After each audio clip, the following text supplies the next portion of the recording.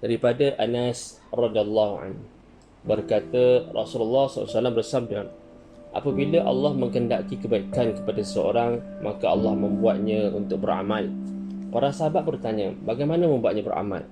Baginda menjawab, Allah akan memberikan taufik padanya untuk melaksanakan amal soleh sebelum dia meninggal dunia. Hadis sahih. Hadis hasan sahih. Dalam hadis ini menceritakan kepada kita tentang peluang untuk kita beramal soleh sebelum kita menghadapi kematian. Bila mana Allah memberikan taufik dan hidayah untuk kita melaksanakan ibadah kepada Allah Ta'ala, melakukan amal soleh, maka itu tanda Allah sayang dan cinta kepada kita. Bahkan itu tandanya Allah nak memberi kebaikan kepada kita, maka Allah datangkan kekuatan untuk melaksanakan ibadah, melaksanakan amal soleh dalam kehidupan kita.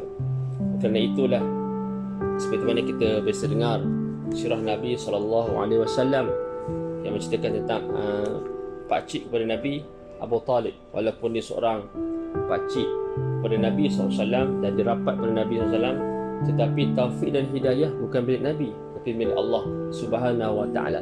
Walaupun dia seorang yang menjaga kebajikan Nabi Muhammad SAW, walaupun dia orang yang paling utama melindungi Nabi Muhammad SAW, akan tetapi jika mana Allah tidak memberi hidayah kepadanya, maka tidak dapat hidayah untuk memeluk agama Islam. Begitu juga kita ada peluang, kita ada ruang untuk beribadah pada Allah Subhanahu Wa Taala, tapi tidak diberikan hidayah, tidak diberikan taufik, maka kita tidak mampu untuk melaksanakan amal soleh. Akan tetapi sebagai seorang hamba Allah Subhanahu Wa Taala, ya Allah berikan sedikit kekuatan, Allah berikan sedikit kemampuan, Allah berikan sedikit kefahaman, maka kita jangan sia-siakan, bahkan kita doa kepada Allah Subhanahu Wa Taala agar Allah Subhanahu Wa Taala beri kita kekuatan untuk melaksanakan amal soleh dalam kehidupan kita.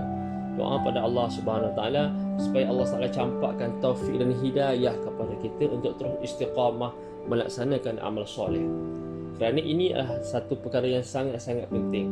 Kerana bila mana kita mati kelak, bila mana kita bertemu dengan Allah Subhanahu Wa Taala, kita tidak mempersembahkan apa-apa melainkan amal ibadah kita, melainkan kebaikan kita buat di dunia untuk kita dipersembahkan depan Allah Taala, Allah Subhanahu Wa Taala, sebagai salah satu bukti penghambaan dan pengabdian kita kepada Allah Subhanahu Wa Taala dengan melaksanakan amal soleh.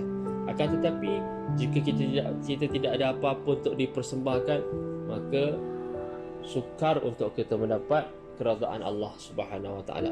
Oleh kerana itu, untuk melakukan amal soleh perlu ada taufik dan hidayah, perlu ada keinginan daripada Allah Subhanahu Wa Taala. Tetapi kita sebagai hamba Allah Taala perlu berusaha ke arah itu.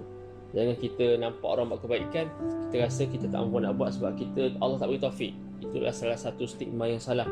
Bahkan kita kena usaha ke arah supaya Allah beri kita kekuatan, Allah beri kita hidayah, Allah beri kita taufik. Walaupun pada mulanya kita buat mungkin kerana terpaksa, tapi doa pada Allah Subhanahu Wa Taala. Tidak mustahil bagi Allah Taala untuk mencampakkan kemanisan dalam kita beramal soleh. Tidak mustahil bagi Allah Taala untuk Allah bagi kita kekuatan untuk istiqamah melaksanakan satu perkara. Tidak mustahil bagi Allah SWT untuk memberikan taufik dan hidayah, walaupun ketika itu tidak ada orang yang merasakan kita mampu untuk melaksanakan perkara yang baik. Tetapi dengan izin Allah Subhanahu Wa Taala, kita mampu untuk melaksanakan perkara tersebut. Kita mampu untuk melaksanakan amal soleh tersebut, walaupun di sekeliling kita berlakunya kemungkaran, di sekeliling kita berlakunya kerosakan. Tapi bila Allah datangkan hidayah, Allah datangkan taufik kepada kita, maka kita mampu melaksanakan amal soleh.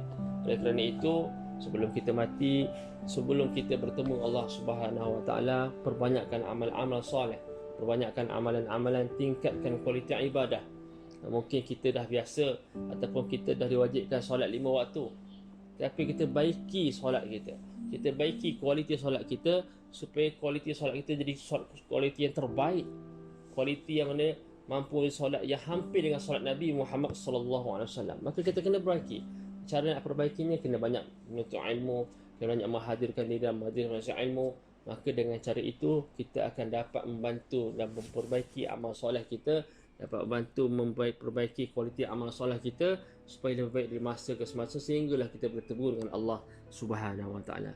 Sahabat yang dirahmati Allah, kita bersyukur kerana kita mampu lagi beribadah kepada Allah Subhanahu Wa Taala. Kita mampu melaksanakan amal soleh sebagai bekalan sebelum kita bertemu Allah Ta'ala. Tapi ada kawan-kawan kita, sahabat seakidah kita yang tidak mampu untuk melaksanakan seperti mana di negara kita yang tenang, aman.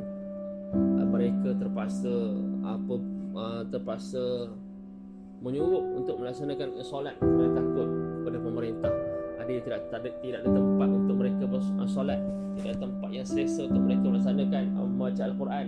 Akan tetapi oleh kerana tekad mereka untuk menjadi seorang hamba Allah Subhanahu Wa Taala, mereka gagahkan juga. Ada tempat yang mana tidak mampu, tidak menerima Islam secara total, tapi alhamdulillah kita berada di negara yang mampu menerima Islam, negara yang mana di bawah pemerintahan Islam, negara yang mana ditadbir oleh orang Islam.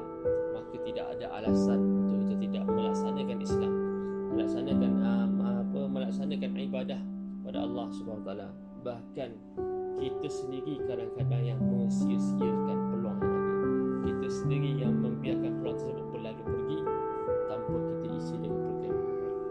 Bila kita akan menyesal? Bila mana kita bertemu dengan Allah Subhanahu Wa Taala, ketika mana ketika itu ramai orang datang depan Allah Taala, berhadapan Allah Taala, membawa pahala-pahala kebaikan, kebajikan mereka buat di dunia, tapi kita datang dengan tidak buat apa-apa kerana di dunia kita tidak isi kehidupan kita dengan perkara-perkara amal soleh yang boleh membawa kita, yang boleh memberikan kita pahala kebajikan. Bahkan kita di dunia kita sia-siakan kehidupan kita dengan senda gurau, hiburan, suka semata-mata, seperti mana firman Allah Subhanahu Wa Taala, wa mal hayatud dunya illa la'ibun wa lahu.